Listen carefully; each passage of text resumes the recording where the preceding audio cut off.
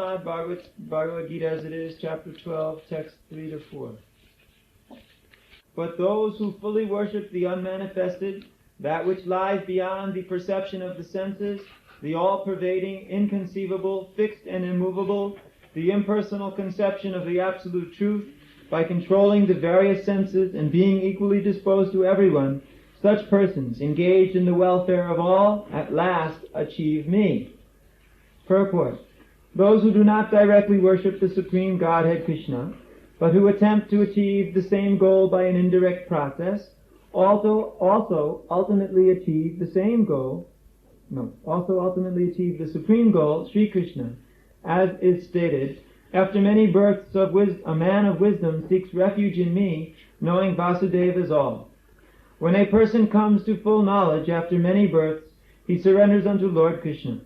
If one approaches the Godhead by the method mentioned in this verse, he has to control the senses, render service to everyone, and engage in the welfare of all beings. It is inferred that one has to approach Lord Krishna, otherwise there is no perfect realization. Often there is much penance involved before one fully surrenders unto him. In order to perceive the Supersoul within the individual soul, one has to cease the sensual activities of seeing, hearing, tasting, working, etc. Then one comes to understand that the Supreme Soul is present everywhere. Realizing this, one envies no living entity. He sees no difference between man and animal, because he sees soul only, not the outer covering. But for the common man, this method of impersonal realization is very difficult. Ye taksharam anirudesham avyaktam parupajite savachagam achincham chakutashtam achalam dhruvam sniyam hendriya gramam sarvacha samabhudaya te prapnuvanti mameva sarvabhuta hite rata. So there are some very interesting points in this verse, which is often used by the impersonalist class of men to prove that actually impersonal realization of the absolute truth is also recommended by Lord Shri Krishna. Actually, Krishna is a very compassionate Supreme Personality of Godhead. He is full of compassion. Therefore, he does not, in such a severe and harsh manner, chastise those who would endeavor to understand him by understanding the impersonal conception of the absolute truth. He does not come out immediately and say, "You fools and rascals," the way we do. When we are speaking about the impersonalist class of men, we speak, "Oh, you fools, you rascals." Because generally nowadays, the impersonalist class of men are presenting such realization as the topmost perfection of spiritual life. We would not even have so much to say against such a class of men if they weren't such personal rascals, trying to get everybody to follow some speculated system of religiosity, which ultimately says you can do anything you want and become God. Such systems of nonsensical spiritual life, they are not recommended by Krishna anywhere, neither is it mentioned anywhere in any Shastra.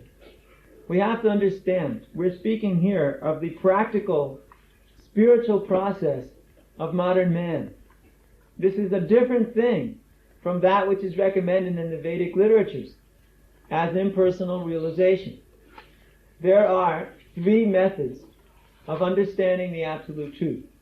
Vedanti tat tattva vidas tat jnanam advayam brahmeti paramameti bhagavaniti sabjate. There is three features to that same absolute truth, which is discriminated, these three features, they are discriminated by those who are learned men.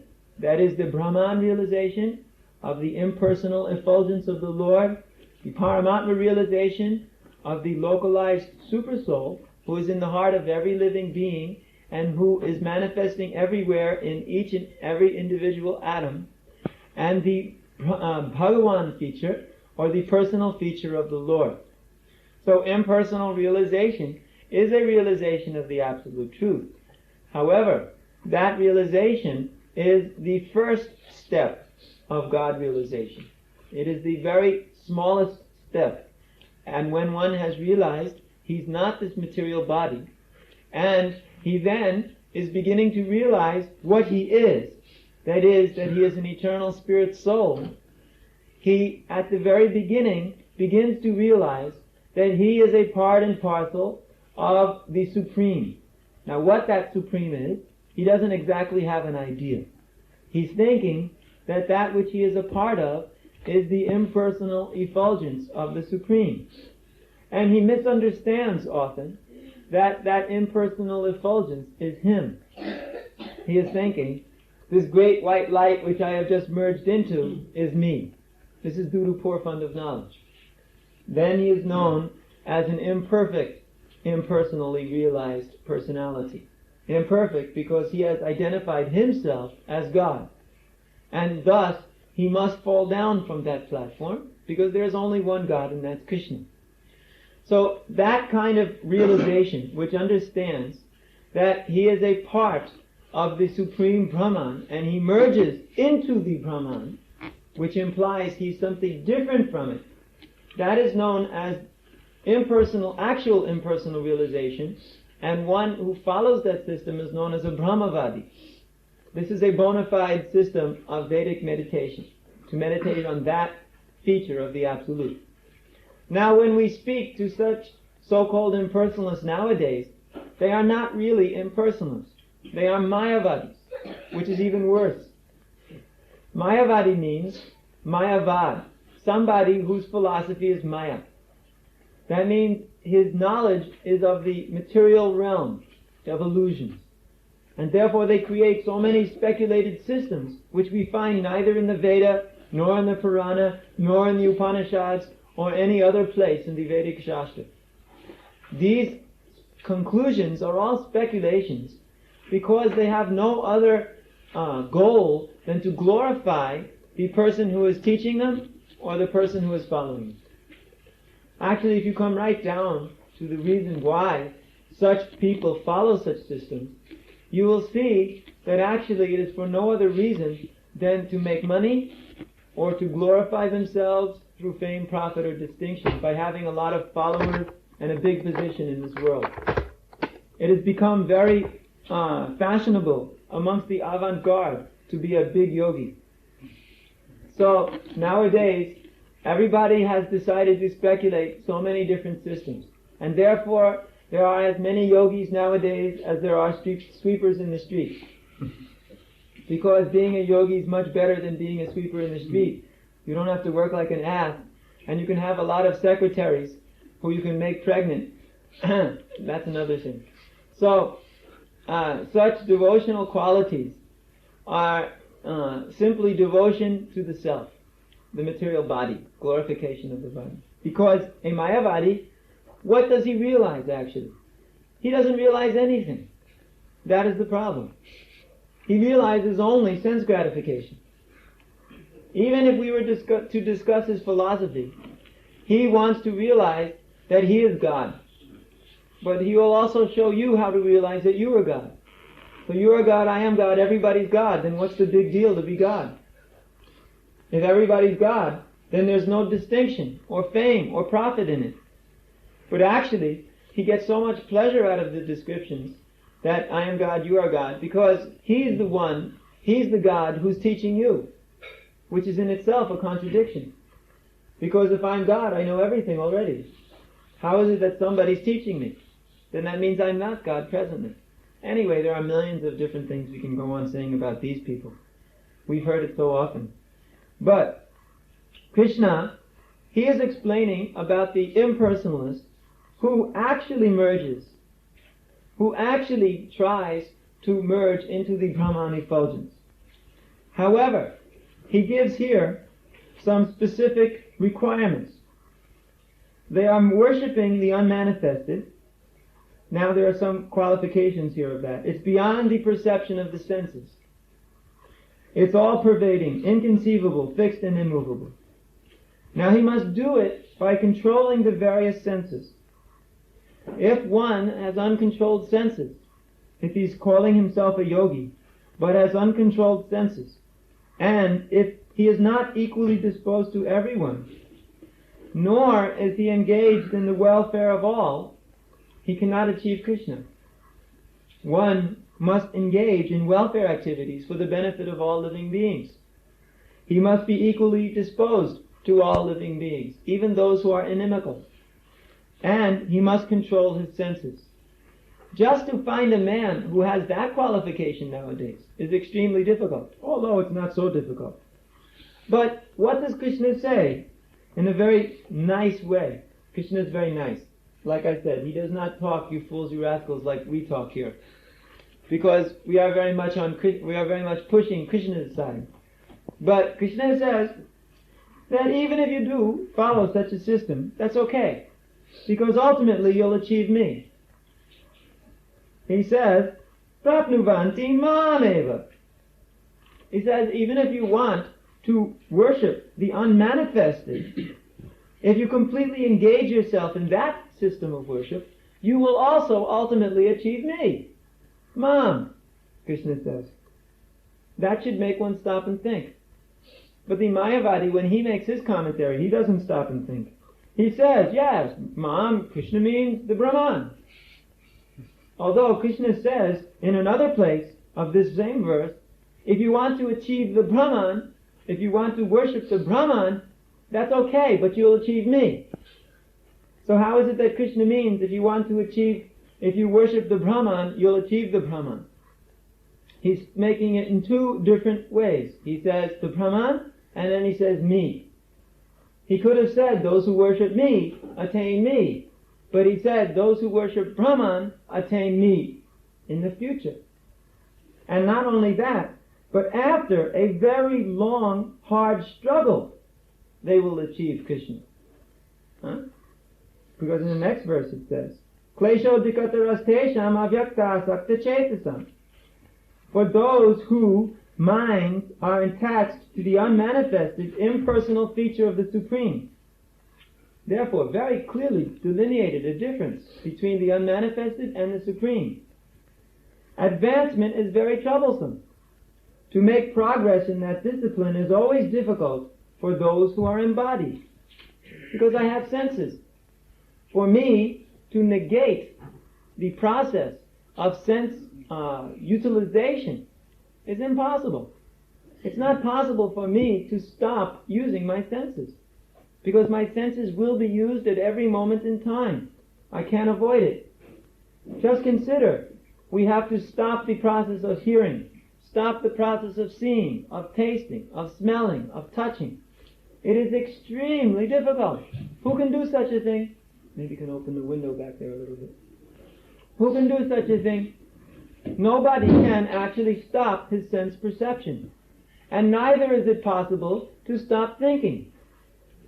The famous example is one yogi who tells you to give up all thinking, to stop the thinking process.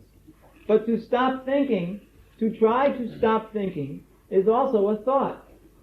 When you try to empty your mind of all thoughts, you are also consciously utilizing your mind. You are thinking. At no point is it possible to negate thinking. It is absolutely impossible. Because at every point in time, we have to think of something, even if it is thinking of negating thinking. But at every point, we are thinking of something. Therefore, progress in such a discipline is so difficult. Factually, it is impossible. But even, Krishna says, even if you do it, even if you come to the platform of being merged in the absolute impersonal conception, then after some time you will be able to understand and realize me. He also says that Bahunam janmanam ante jnanamam prapajyate vasudeva sarvamiti samahatma sudurlabha. After many, many births and deaths, Bahunam janmanam ante. We are always going through cycles of births and deaths. It is known as samsara. I may have a very beautiful body, but that body will not be able to conquer over the all-powerful old age, disease, or death. That body I have cannot conquer these things, and therefore it must change. Just like a car that has been driven too many kilometers. Just like our what is this, Volvo out there, this old blue thing, Garuda. So we cannot drive it very much more. We get in, we are perfectly healthy and strong. Our facilities are there for sense enjoyment. But as soon as we turn the key and step on the gas, with all of our endeavoring to make it go very quickly, the car will still cough its way to its destination. We already have one dead car out there, this red thing, what is that? Anyway, it's dead and finished, covered with snow. So we can see that these useless cars are a very good example of what happens to this body at the end of this lifetime. It becomes just like this useless red car over there. We park it somewhere and forget about it. Our place is becoming a graveyard for cars because we want to use this example just to tell people. So this body is like that. It is just a car which is being used by us now, and which is now, it is still the popular model. We are using the popular model bodies. Of course, later on, we will be using the old-fashioned, outmoded model bodies, and then we will have to get rid of them to take up the new models. It is just like the car manufacturers. When they make these cars, they make them with a specific date at which they will fall apart. Because they know, if I make a car that's too good, that lasts too long, then nobody will ever buy our cars again and we'll go out of business. So they make cars in such a way that they'll fall apart very quickly after 5 years or 4 years, so that you'll have to go out and buy another car. Either your car lasts like 130,000 kilometers, or it lasts 4 years or whatever. But after that time, you must go get another car. So similarly, Krishna, the supreme car manufacturer, who has a very big car factory, much bigger than Volvo, he is producing all of the different bodies of the living entities. And these different bodies of the living entities are guaranteed to break down completely at a certain point in time. The body is guaranteed to break down at a certain period of time. For example, no one lives above 100 years, or very rarely, very few people. Mainly people are struggling to get beyond 60 years, or 70 years. And there are other conditions which, if put upon the body, cause it to break down too quickly. Just like now we leave the window open. If we go outside dressed the way we are now, very shortly we will be finished, because it's too cold to run around with just this kind of clothing on. So similarly, if we are acting in such a way that we don't realize that this material body has a limitation to it, then we will be caught with a great surprise at the time of its being finished. For example, if we don't realize that our car at any moment can be finished when it's too old, we will be driving down the road at 120 kilometers when the whole thing blows up and we crash into a tree. Because we weren't prepared for such a finishing of the body of the car. Similarly, if we are enjoying completely full speed ahead in a breakneck fashion, without understanding that this body is headed for finish, we will be caught at a great surprise when all of a sudden we are being killed.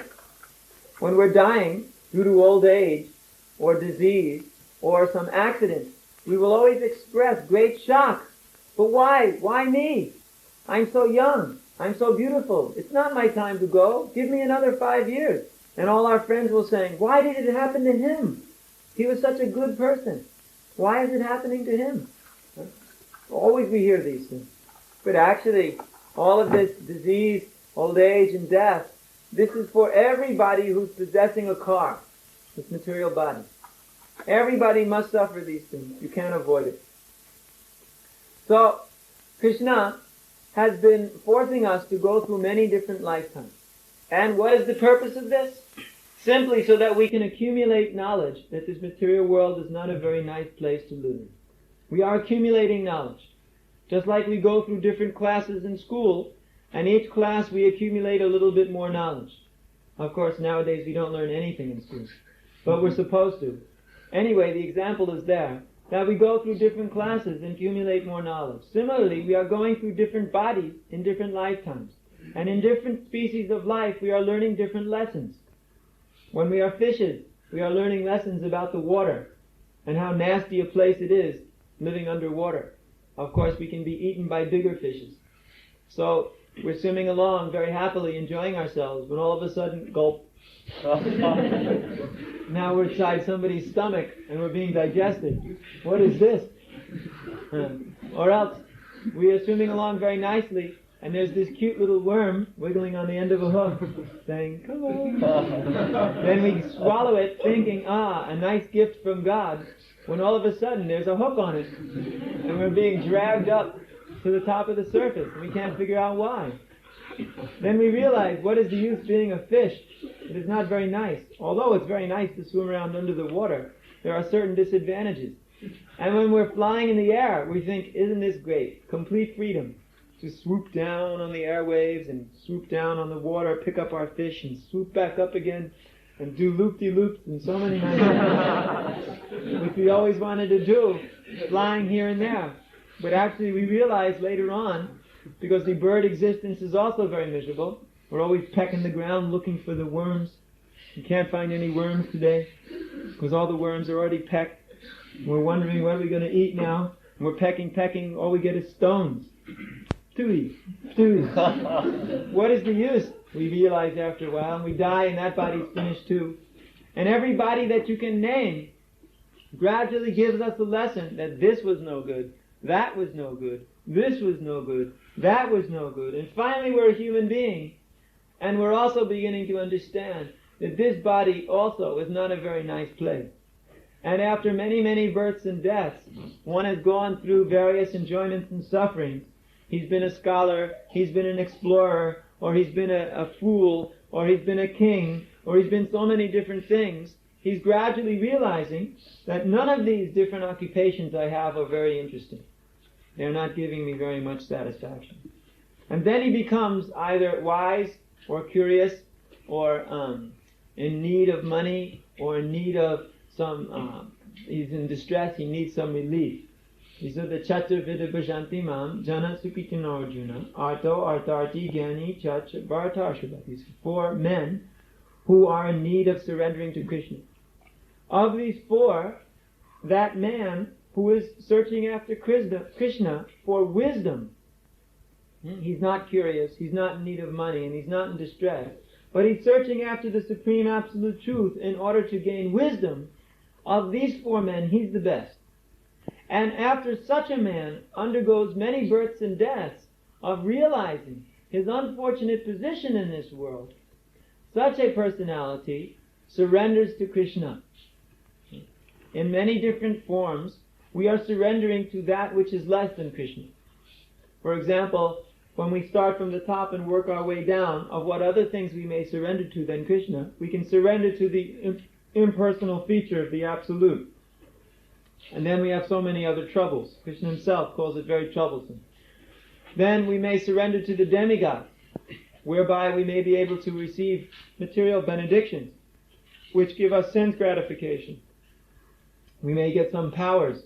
It is very nice to get powers in this world. If somebody is able to fly and hang upside down in the middle of the room, everybody will say, oh, how wonderful, how wonderful. In this way he's enjoying that also. Others are able to pick valuable things from the other side of the world. Once we heard a story, just when we were in Dubai, one man was telling us that I was speaking about the nonsense impersonalists again. And this man was saying, but there's a nice story about Sai Baba. Sai Baba, I don't think you know him, but he's this fellow with the long hairs that stick out of his head straight, who always wears shirts with baggy sleeves. And he makes records, he chants Hare Krishna, so many things. And when you come near him, he has a mystic power to make you think only of Sai Baba. As soon as you come near him, you're thinking, Sai Baba. And he does some wonderful tricks which get everybody to completely surrender to him. His favorite trick is to make gold. He picks gold out of his hair and gives you some gold. Everybody likes gold, so they like this very much. And they say, he must be God because he's making gold pop out of his hair. Of course, one magician challenged him, let's see you make gold without your baggy sleeve shirts. But of course he never did that.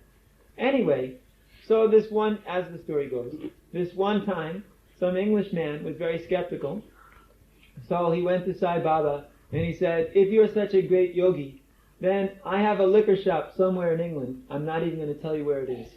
And go to that liquor shop and bring me back some whiskey. He named a specific brand. I don't know what any brand is, but X brand. So he said, bring me this bottle of X brand. So Sai Baba went into the next room and came back with a bottle of X brand. And it was after a little while, 15 minutes, the man was astounded because it looked like it came from his shop. He figured they didn't have X brand in India.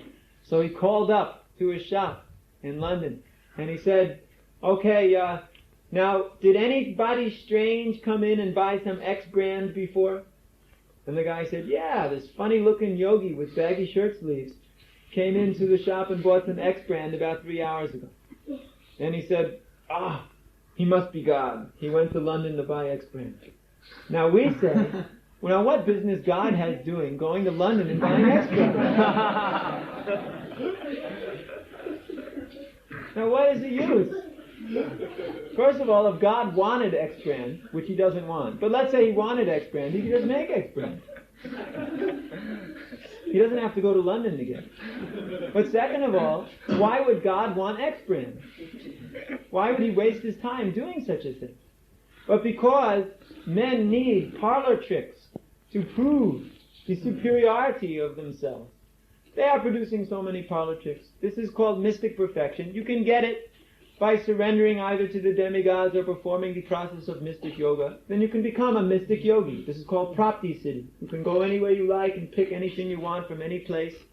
You can get fruit from the other side of the world when you're hungry. You just bring that hand way over and you reach and you pick it and you bring it back and eat. Very nice. But what is the use of all these things?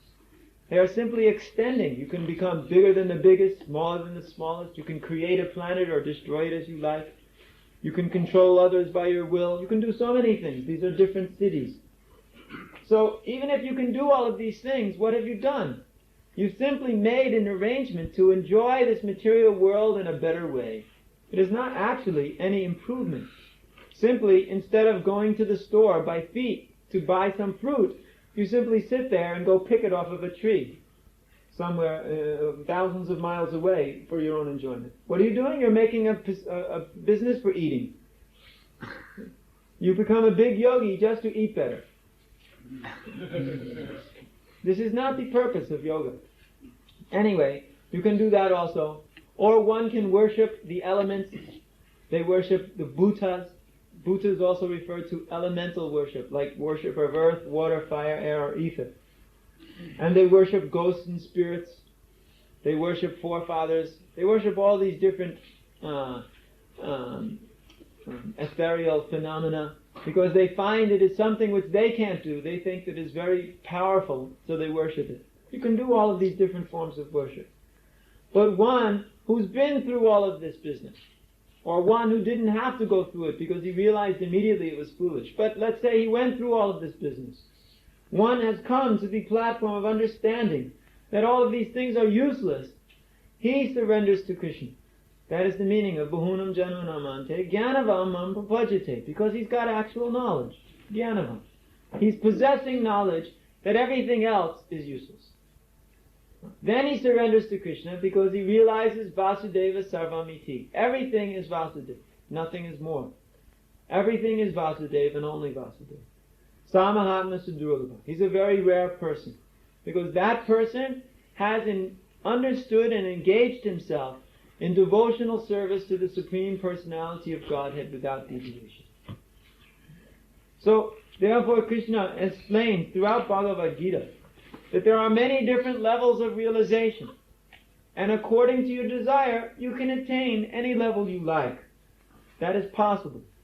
But if you want to come to the topmost platform, then you surrender unto me and serve me in devotional service.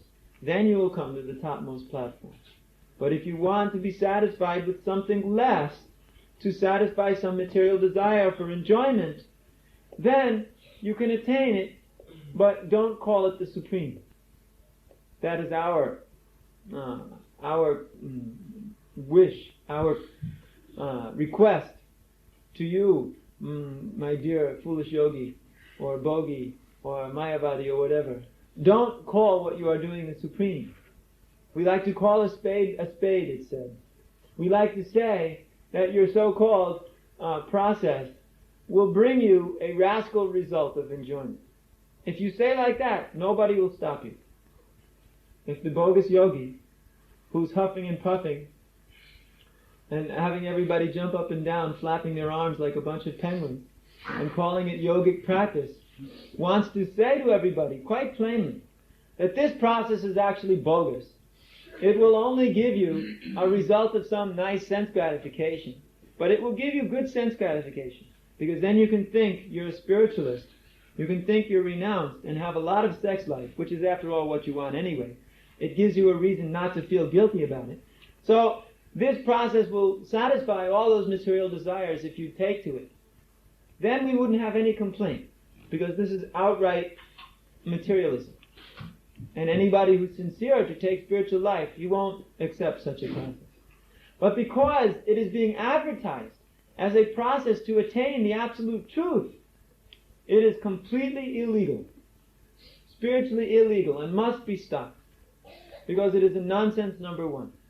If you want to call the nonsense a nonsense, if we will label it, this is nonsense, you can take it if you like.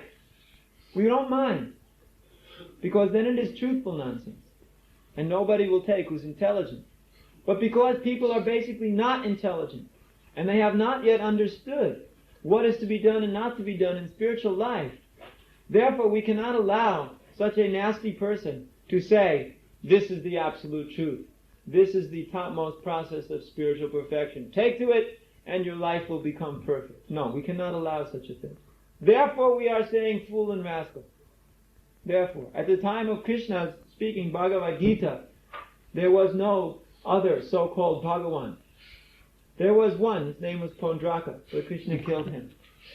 He came out with paper hands, with a constant lotus on it, because he only had 2, but you need 4 to be Vishnu. So he put 2 more on with paper, and then he made a claim that he was Vasudeva. Well, Krishna finished him off real fast. But nowadays, there are many so-called Bhagavans, or gods.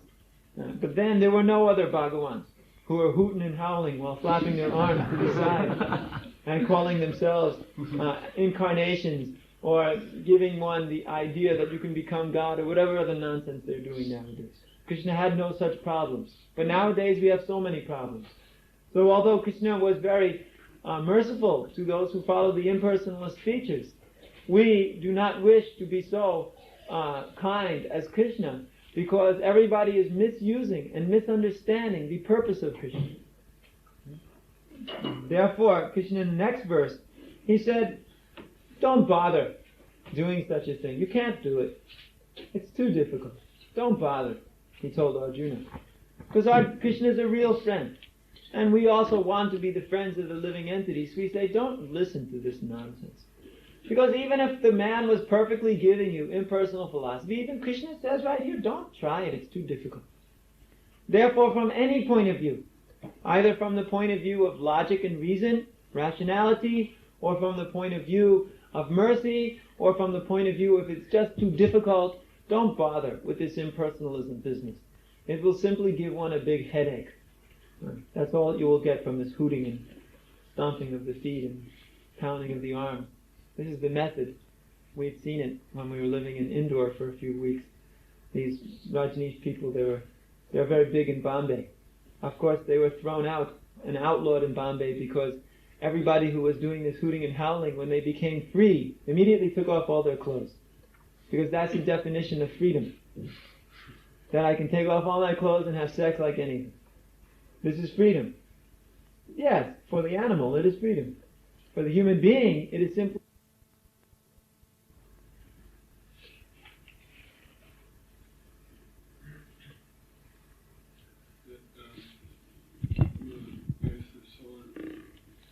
Of different forms and species of life. You said in every species of life you learn things, so you come to the point of understanding that you have to surrender to Krishna.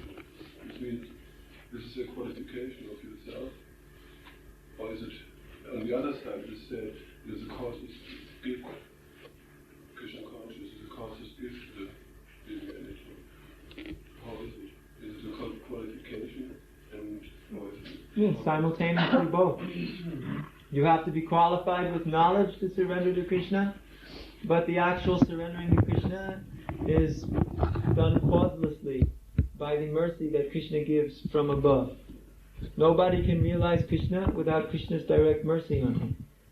Prahlad Maharaj said that. You can't be realized, he was telling Lord Nrsingadev, by following different formulas. One may have all 12 Brahminical qualifications, but may not understand anything about the Supreme.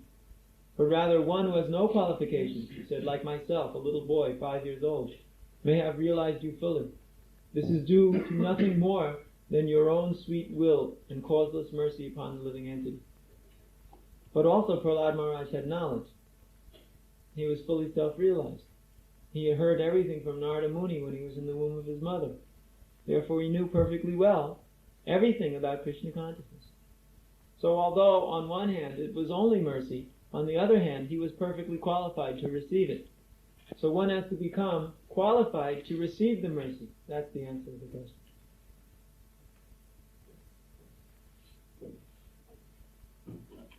But one is going through the animal life, it comes back to the human life again, to the lower species.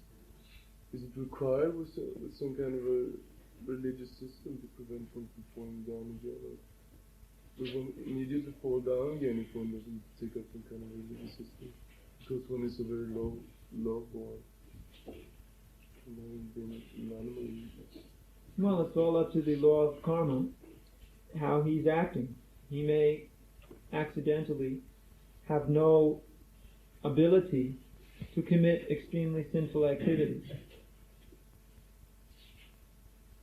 And therefore he may automatically follow principles of goodness, whereby he will elevate himself to better life forms, or better opportunities in the human form. Or, if he doesn't commit, or doesn't fall into the mode of ignorance, he may maintain himself on the mode of passion, then he will stay in the material world as a human being. But if he degrades himself by becoming totally enveloped in the mode of ignorance, he will fall down into the animalistic or lower species.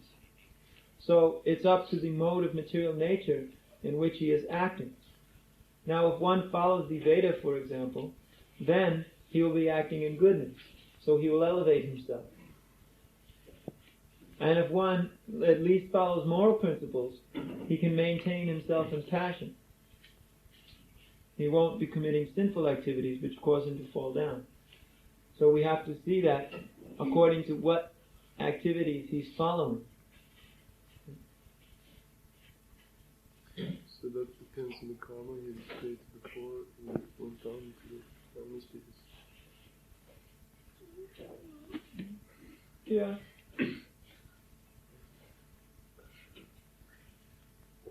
Other questions? One who is Brahman realize what is his destination after death? Well, for him, death is a meaningless term. Death is meaningless. Just take a body or... One who Brahman realized doesn't leave the body. But then He doesn't die. But I mean, when we read in the Bhagavatam, like Sisupa, when he was killed by Krishna, That's another. What does the picture mean? That's another. There's such a big question actually.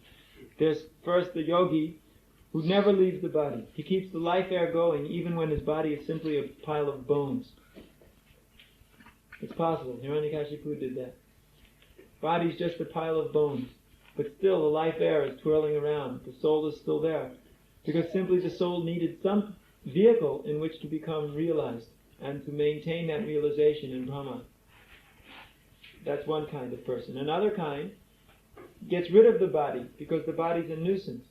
So he leaves from the top of his head and the body burns automatically in the fire of yogic perfection.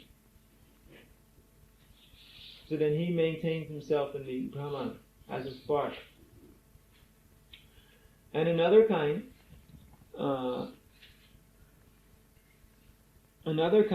let's say he's killed by Krishna. he loses his body, but he merges into the body of Krishna, or he merges into the effulgence of Krishna directly because of being killed by Krishna. That's not by his choice, that's by Krishna's mercy. I can't think of any other. Basically, those are the three opportunities one has to merge into Brahman. So how can the last two realize Bhagavan? Generally, they don't. If one is meditating with the goal of realizing Brahman, he will first come to Bhagavan. He will come to Brahman realization, but he will only utilize that to further come to the platform of realizing the Super Soul and then onwards. But that he must desire to do from the beginning. Or else, he will have to get some extraordinary mercy from above, like Shukadeva Goswami or the Kumaras or other self-realized souls who received mercy from the Supreme to come out of that realization, to realize Bhagavan.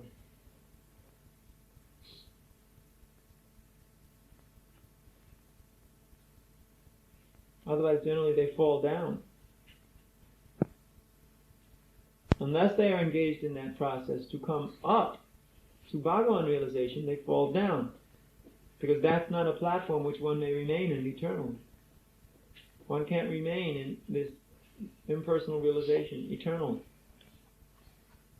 Either he's on his way through it, up, or he's falling down from it. You can't stay there.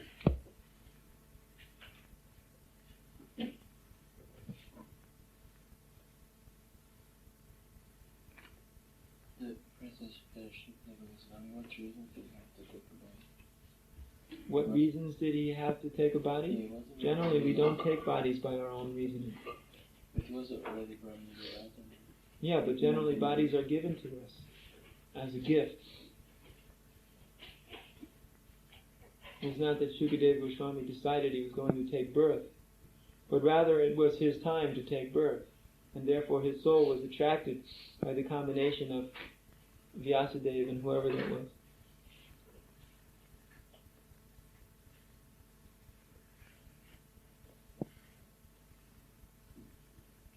The impersonalists had the argument that the active or the useful principle, for example, of a room is emptiness, and the useful principle of a jar is emptiness. So the same way the useful principle of the human being is to realize that emptiness, that it was all void. The useful principle of the jar is emptiness, and that emptiness is useful because I can fill it up. Otherwise, there's no use or usefulness for emptiness. The useful principle of the jar is emptiness, but the useful principle of emptiness is that I can fill it up. So better that you, the impersonalist, become empty of all this nonsense philosophy so we can fill you up with real philosophy.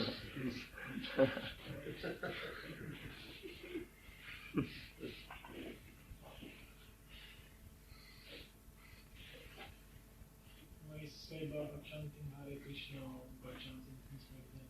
Yeah, because he does everything just so he can get more power.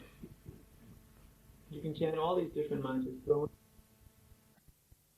or by chanting things like that. Yeah, because he does everything just so he can get more power. You can chant all these different mantras. Throw in a little Hare Krishna too, you'll get some more power. But that chanting doesn't bring one to any realization of Krishna.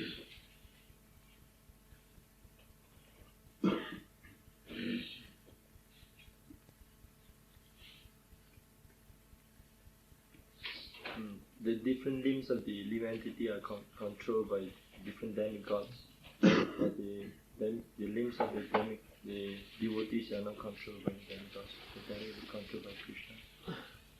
The body of a devotee is not controlled by the modes of material nature. Bodies of devotees are controlled by the internal potency. Diving Prakriti Mahashita.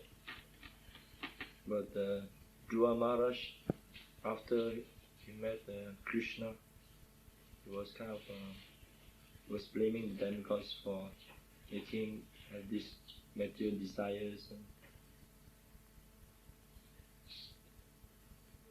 Because when you approach Krishna, I think you're taking this out of context and you're missing the point.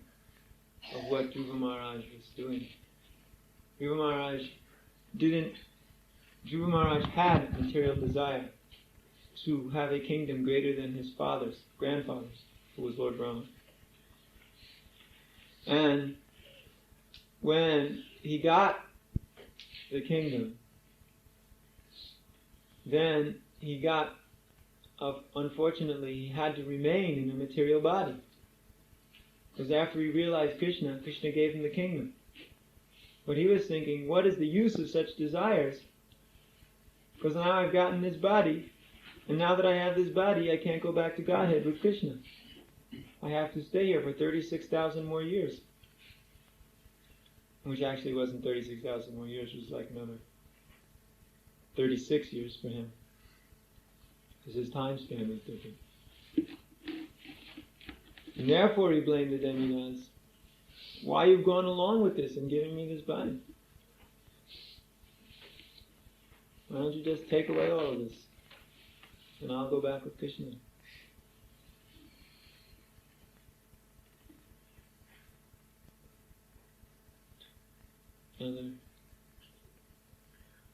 So the planet that he attained at the end is called star. Dhruva-loka, yeah. Is there any difference between Vishnu-loka and... It's a Vaikuntha-loka planet.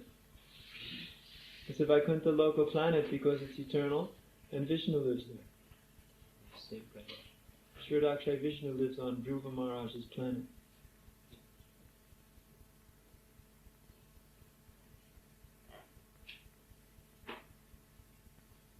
Other?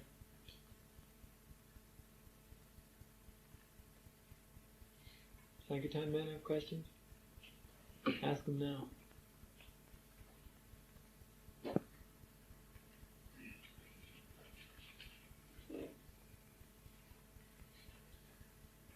No? Last Sunday we met a TM teacher. He would say yes.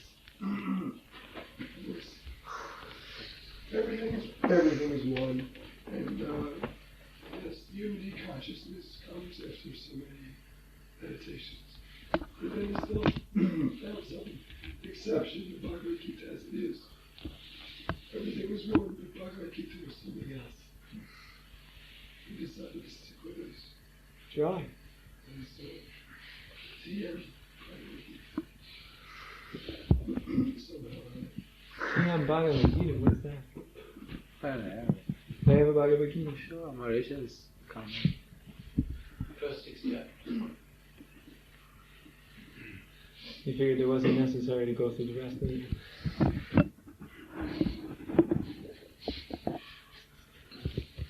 That was enough for him.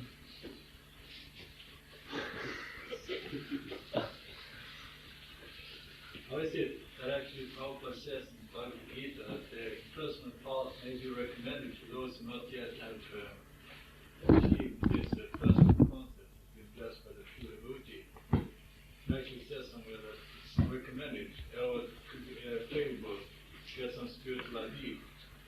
Well, I just finished explaining it. It was recommended by Krishna, so if you can do it. You can do it. But ultimately, it is only for using to come to Krishna. So that which you can do directly, why do you want to do indirectly? If ultimately the goal of both processes is the same, then why do you want to do it the tough way? Why not do it the easy way? That's what Krishna is exactly saying here. He said they can do it. They ultimately attain me. He said, but why do you want to do that? It's so troublesome. Because in the next verse, in verse 6, 7, he says, you just surrender to me. I become the swift, Tamaham samudarta mityu samsara sagara. For he who surrenders unto me, I become the quick deliverer from the ocean of birth and death. Quick.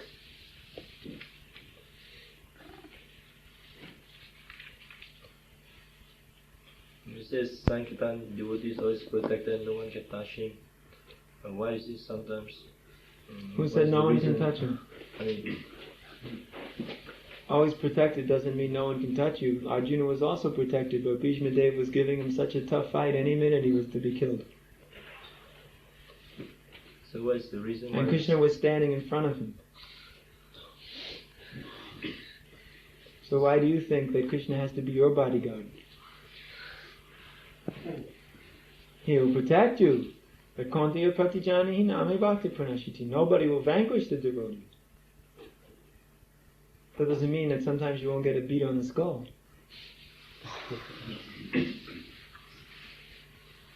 Or if you run into the wall with your car at 200 kilometers an hour, you're not going to be smashed. Krishna will protect you.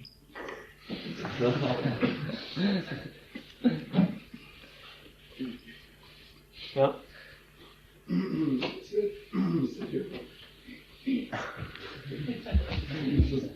Somebody should get you some honey and lemon and glycerin. That's the method. Huh? Somebody get him some honey, lemon and glycerin. He drank They it. said that Huh? during the advent of Lord Chaitanya, A little bit, not a lot. Lord Shiva appeared as Advaita Prabhu. I thought we heard that Advaita Prabhu was... He's a mixture of Sadashiva and Vishnu.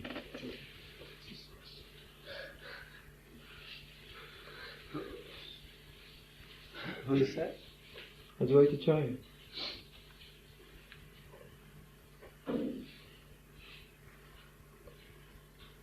Don't ask me for Sadashiva. I know that's the eternal form of Lord Shiva and his eternal abode that is existing beyond the Paravyoma, but more information than that, don't have.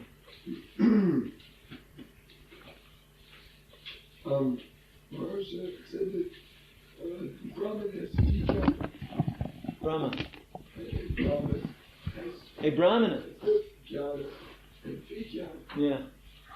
What's the practical knowledge? What's this mean? It means, just like you've got this sore throat and I told you to use some honey, lemon and glycerin. That's practical knowledge. Doesn't mean the heads are flying around in the sky and the clouds, but as far as, how to cook a sabji, he doesn't know the first thing. He's got theoretical knowledge and he's got practical knowledge. He may know all about astrology or medical sciences or cooking arts or worshipping arts or cleanliness. He knows all kinds of things. He's not a fool, a philosophical fool, like the typical absent-minded professor who can't even find his glasses. He's so confused. Numbers all going through his head. And ideas. Can't even put his shirt on properly. There's one button here.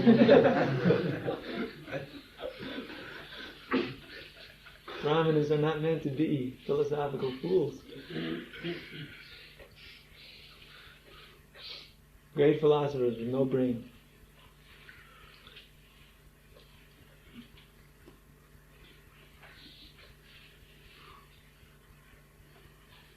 When the devotees are taking rest in their homes, in their room for Sankirtan, do they have any kind of association between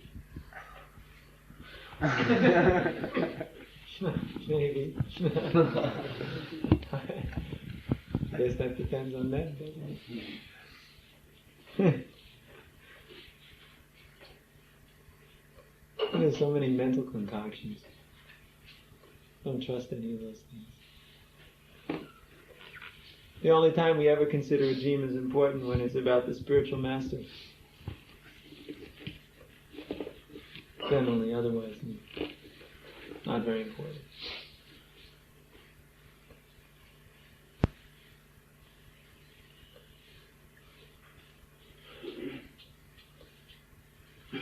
In the purport, it said that the super soul is within the jiva. Does the super soul... Maybe a semantic misunderstanding. The super soul stands next to, not within. Or in the purport, it says... Yeah, I just said it's a semantic misunderstanding. You know the word semantic? What does it mean? some language here.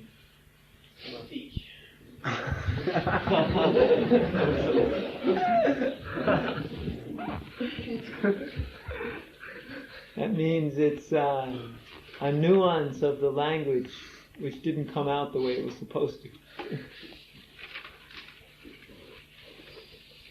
Now I have to explain nuance. Okay, good. No other yeah.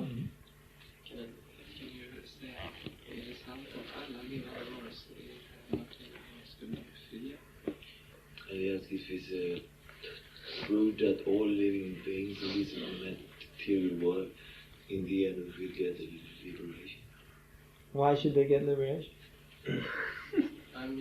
They're such rascals, they should stay forever in this material world. Why they should get liberation? I heard Lord Chaitanya has missions. That was Lord Chaitanya. But that's already done. That's finished. That happened already. Now there's just the rest of us rascals here. Now if we do our work as devotees, then we can again send everybody back to Godhead. But after that, everybody's got to wait quite some time.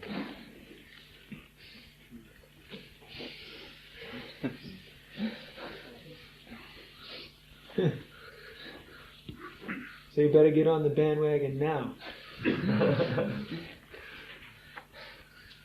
I asked the Hridayananda Maharaj the same thing, and he said that he said that Lord Chaitanya had delivered all the universe, but actually we are going to do it in practice.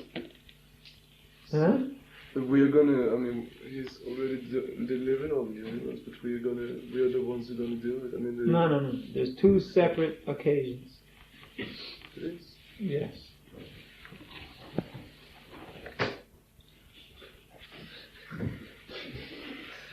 He delivered all these strange guys in Europe. Huh?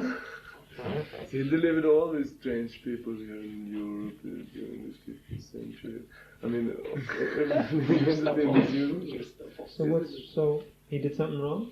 No, just he did that. You didn't like that? It's true that he did. Why not?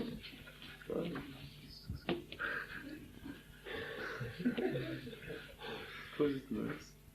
That which is inconceivable, we should not question.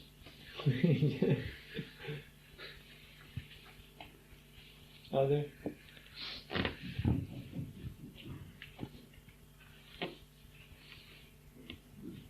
I said in the lecture that in each species of life, one learns that the type of body is useless. But if one forgets it's between every body. No, he doesn't forget. You want to take the bird body, or you don't know, according to the present experience of your lifetime, what it's like in those bodies. But if I asked you, okay, now you take that body and you give up this body, you would do it? Of course you wouldn't do it in anybody, or any other body, because we get attached to our present body. But we have a good understanding that these other bodies are not what we want. Of course, some people, they think being a dog is pretty good. Then I can have sex on the street and nobody can stop me. Now I have to go through a big trouble to get a nice house and a fancy car so I can attract some girl and so many things. But if I was just a dog on the street, no problem. And sometimes people think like that. But if you also mention that the dog on the street sometimes also gets scratched by other dogs and rained on, and he doesn't have a very good place to live, and so many other problems, he goes, well, no, that's not very good. One may forget, but actually one is actually learning. Well, you never forget anything. You remember, but it's deep down, hidden away, because the mind is the same mind throughout the entire existence we are in the material world.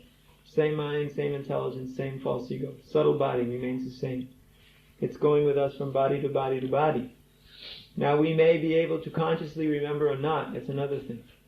But subconsciously we are remembering, and our activities are being molded by those remembrances. That's why in dreams we sometimes remember things which we didn't think we ever did. I remember flying in some dreams. There I am flying, and I'm wondering, how is this possible? That I'm flying here and there.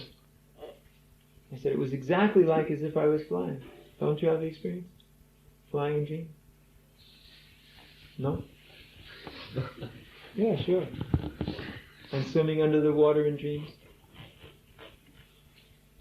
Because one did it. He's just remembering it. But that memory is not conscious, it's subconscious, and it comes out at the dreaming time. So we always remember, we don't forget.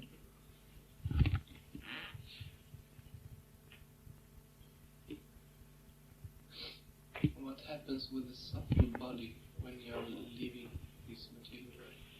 Going back to Godhead? Yeah. But by then it's no longer subtle body, because the subtle body of mind, intelligence, and ego is actually spiritual, but it's covered with matter. It's covered with ignorance. So when you are qualified to go back to Godhead, that ignorant body is purified. The ignorance is taken away. Therefore it's no longer the subtle body.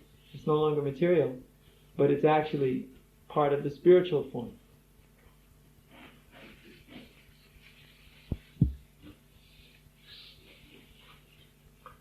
Because we have this material body, our activities are limited.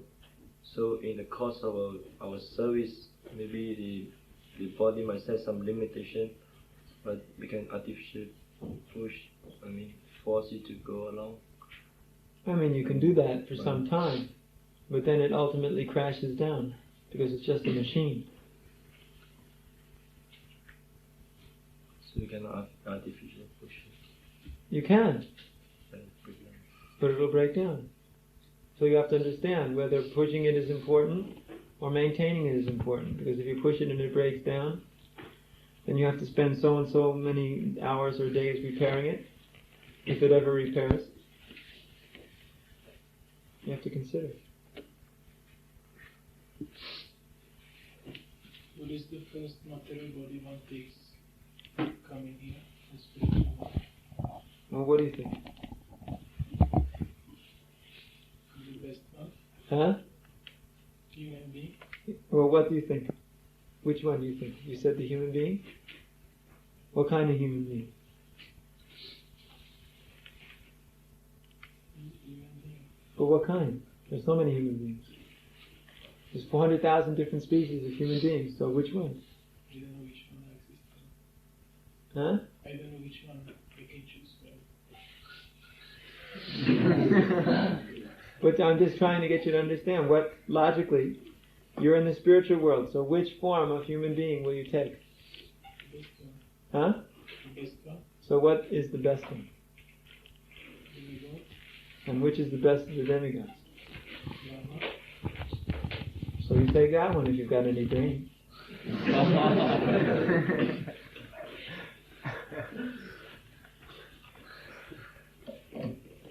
Can you imagine, there I am in the spiritual world, I want to be God, I want to enjoy, so I become a garbage man in Calcutta?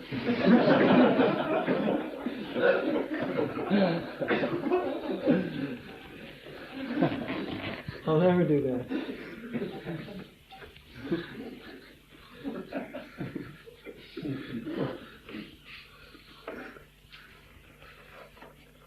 Okay, Hare Krishna.